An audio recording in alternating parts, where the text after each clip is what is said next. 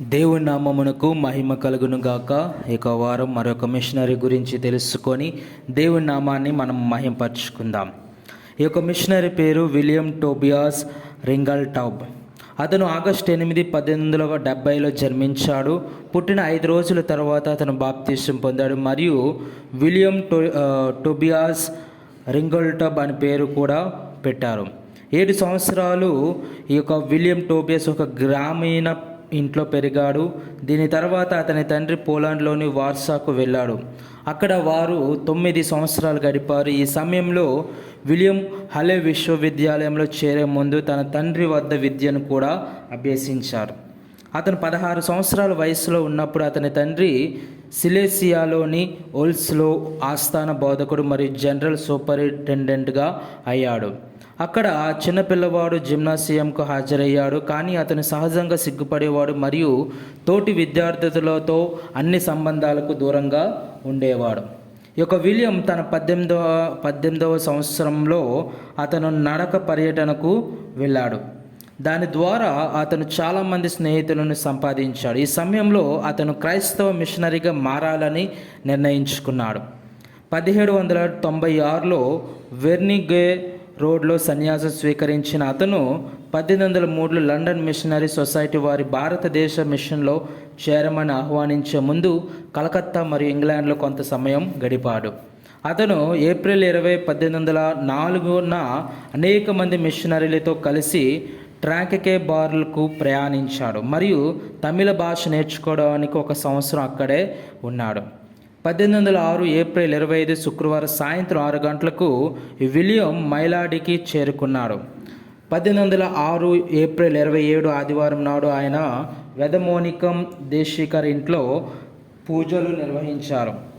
ఈ యొక్క విలియం అక్కడ చర్చి నిర్మించాలన్న ప్రణాళికను దివాన్ తంబి వ్యతిరేకించాడు. కానీ కాలిన్ మెకాల అతనికి సహాయం చేశాడు. మార్చి 1807 మైలాడ్లో ఈ యొక్క విలియం 40 మందికి బాప్తిసం కూడా ఇచ్చినాడు. దివాన్ వెలుతంబి తిరుగుబాటు కారణంగా మైలాడి క్రైస్తవులకు అనేక సమస్యలు తలెత్తడం ప్రారంభించాయి. అల్లర్ల సమయంలో వెతమోనికం దేశికర్ మరుంతువాజ్ మలై మరియు పర్వత కొండలలో దాక్కున్నారు. తిరుగుబాటు తర్వాత అతను చర్చి నిర్మించడానికి అనుమతి పొందడానికి తిరిగాడు. చర్చికి దక్షిణ వైపున ఒక బావి ఉంది మరియు చర్చికి కొద్ది దూరంలో ఒక చెరువుని తవ్వి మైలాడి ప్రజల ప్రయోజనం కోసం నీటి సమస్యను పరిష్కరించాడు. అతను చెరువు దగ్గర కొన్ని పొలాలను కూడా చదును చేశాడు. అతను పేదలకు బట్టలు ఇచ్చాడు మరియు రోగులకు ఉచిత మందులు కూడా ఇచ్చాడు.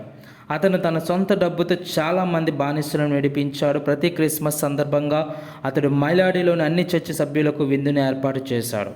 ప్రజలపై భారీగా విధించబడిన అనేక పన్నులను ఆపడానికి అతను ఎంతగానో సహాయం చేశారని చరిత్ర చెబుతుంది. మైలాడికి చెందిన మొదటి ప్రొటెస్టెంట్ క్రైస్తవుడు మహారాసన్ వేదమోనికం రెవరెండ్ కోల్హాఫ్ చేత బాప్తిసం పొందాడు మరియు అతను విలియంను ఆహ్వానించాడు. విలియం తరంగం పడి చేరుకున్న తర్వాత మహారాసన్ వేదమానికం అతని ట్రావెన్కోర్కు తీసుకువెళ్ళాడు. అతని మంత్రిత్వ శాఖలు, పాఠశాలలు, అనాథాశ్రమాలు, ఉద్యోగ శిక్షణ మరియు సువార్తను ప్రకటించడం.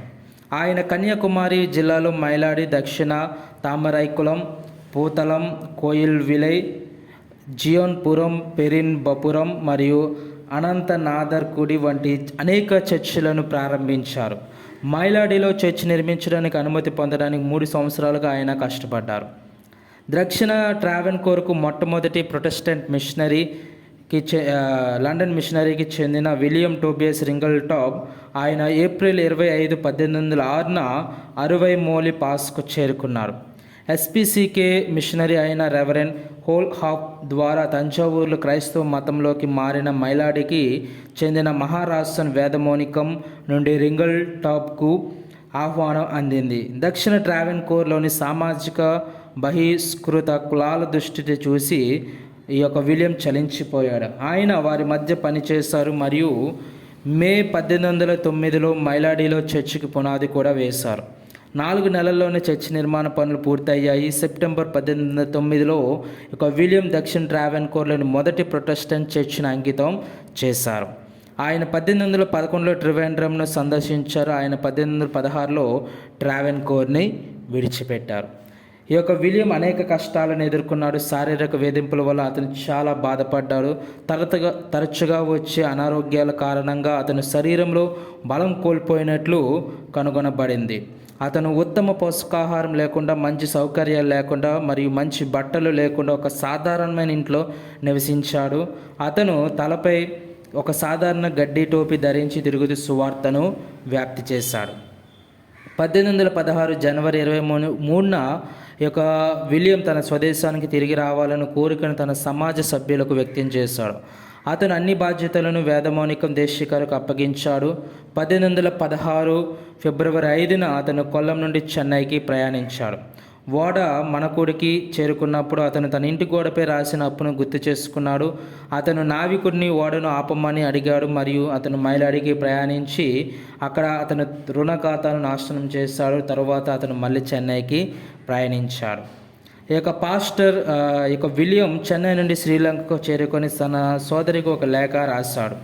ఆ తర్వాత శ్రీలంక నుండి మలక్కా చేరుకున్నాడు. మళ్ళీ ఆమె సోదరి మరియు లండన్ మిషనరీ సొసైటీ కోశాధికారి జోసెఫ్ కోక్సన్కు ఒక లేఖ రాశాడు. ఆయన మలక్కా నుండి బయలుదేరి సెప్టెంబర్ 27, 1816న బటావియాకు చేరుకున్నాడు. అతని మరణం యొక్క ఖచ్చితమైన పరిస్థితులు తెలియవు. దక్షిణాఫ్రికాకు ప్రయాణంలో కాలీయ వైఫల్యంతో అతను మరణించాడని మరి సముద్రంలో ఖననం చేయబడ్డాడని అత్యంత సాధారణ నమ్మకం. దీనికి రుజువుగా ఓడ యొక్క రోజువారీ డైరీ ఉంది. ఇది ఒక ప్రయాణికుడు మరణించినట్లు నమోదు చేస్తుంది. అతను కేప్ టౌన్కు సురక్షితంగా చేరుకున్నాడని 1820లో మరణించడానికి ముందు 4 సంవత్సరాలు అక్కడే గడిపాడని కూడా ఒక నమ్మకం ఉంది. ఏది ఏమైనప్పటికీ ఈ యొక్క విలియం టోబియస్ రింగల్టాప్ దేవుని కోసం విశేషమైన కృషి సేవ పరిచర్యను మన భారతదేశంలో తమిళనాడు చుట్టుపక్కల ప్రాంతంలో చేస్తున్నాడు. ఆమేన్.